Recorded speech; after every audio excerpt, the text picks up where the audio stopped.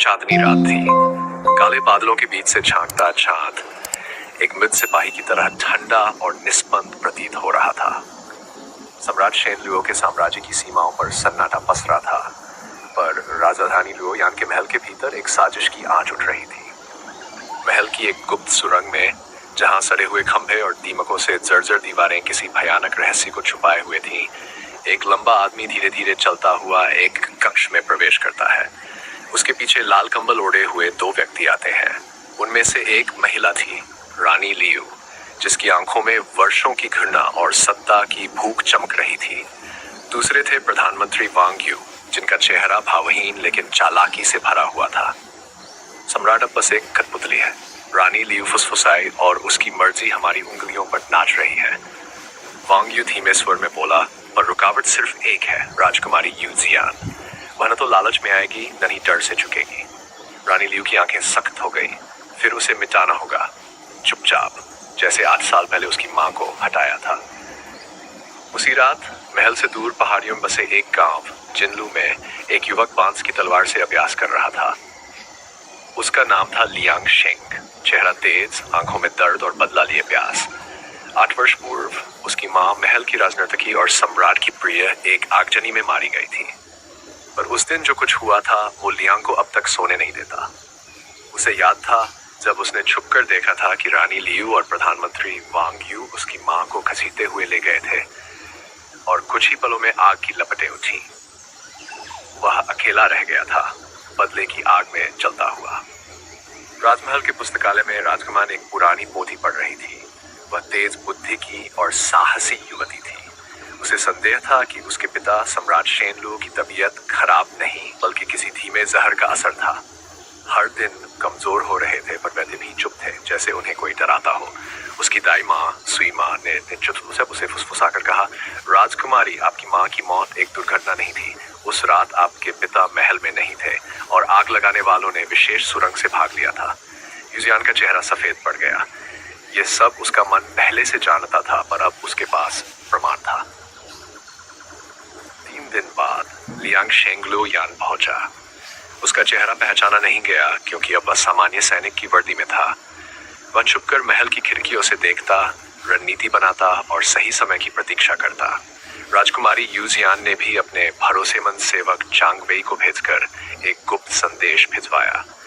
अगर तुम मां की मौत की सच्चाई जानते हो तो महल की पश्चिमी दीवार पर चौथे स्तंभ के पास आओ।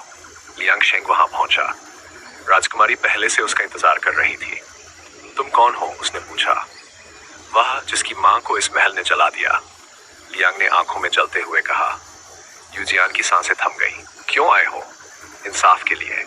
राजकुमारी ने एक गहरी सांस ली, फिर धीमे से बोली, तो चलो मिलकर खून के इस खेल का अंत करें। दूसरे ही दिन महल में एक नया आदेश निकला।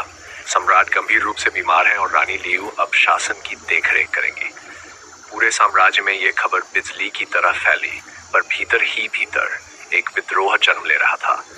यूजियान ने महल के पुराने सैनिकों में से कुछ को एकजुट किया।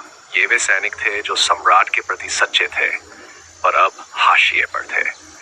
लियांग शेंग ने महल के खुफिया रास्तों का नक्शा एक बूढ़े भिक्षु से हासिल किया, जो उसकी मां का परिचित था। रात के तीसरे पहर, जब आकाश में सिर्फ तारों की हल्की झिलमिलाहट थी, लियांग और यूजियान ने महल में घुसपैठ की। वे चुपचाप जहरीली जड़ें, दस्तावेज और गवाहों को इकट्ठा कर रहे थे, पर तभी एक काली परछाई ने उन पर वार किया। वह रानी लियू की खास हत्यारिन मेंग चाओ थी, जिसने अपने हाथों से कई राज विरोधियों को मौत के घाट उतारा था। उसकी आंखों में दया नहीं, बस आशा की कठोरता थी। एक जबरदस्त लड़ाई हुई। लियांग शेंग की तलवार मेंग चाओ के चेहरे के पास से निकल गई, पर उस क्षण यू जियान ने चतुराई से एक धुआं उत्पन्न करने वाला गोला फेंका और दोनों भाग निकले। पर अब शत्रु सतर्क हो गया था। रानी लियू और वांग यू को खबर मिल चुकी थी। राजकुमारी हाथ से निकल रही है, वांग यू बोला, तो अब उसे समाप्त करना ही होगा, रानी लियू ने आदेश दिया। अगली सुबह राजकुमारी यू जियान को सम्राट के कक्ष में बुलाया गया। दरवाजा बंद होते ही वहां वांग यू और रानी लियू पहले से मौजूद थे। यू जियान, वांग यू बोला, तुम्हारी मां भी बहुत ज्यादा जान गई थी, ठीक तुम्हारी तरह। राजकुमारी चौंकी। फिर उसने एक पर्चा निकाला, सम्राट के हस्ताक्षर किया हुआ एक गोपनीय आदेश। ये क्या है? रानी लियू चिल्लाई, आपका अंत। सम्राट ने पहले ही वसीयत की थी यदि उनकी अनुपस्थिति में कोई भी सत्ता हथियाने की कोशिश करे तो वह गद्दार घोषित होगा।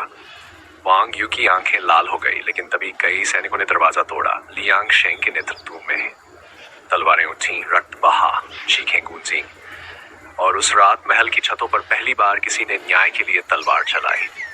सम्राट को जहर देने वाले पाठ, रानी लियू के हस्ताक्षर वाला पत्र और कई चश्मदीद गवाह अब राजकुमारी और लियांग के पास थे। पर लड़ाई अभी खत्म नहीं हुई थी, क्योंकि प्रधानमंत्री वांग यू बच निकला था और वह अब पश्चिमी प्रदेशों में जाकर एक नई सेना बना रहा था। राजकुमारी यूजियान ने लियांग से कहा, अगर अब हम रुक गए तो यह लड़ाई अधूरी रह जाएगी। लियांग की आंखों में एक नई आग जल रही थी। अब युद्ध नहीं, क्रांति होगी।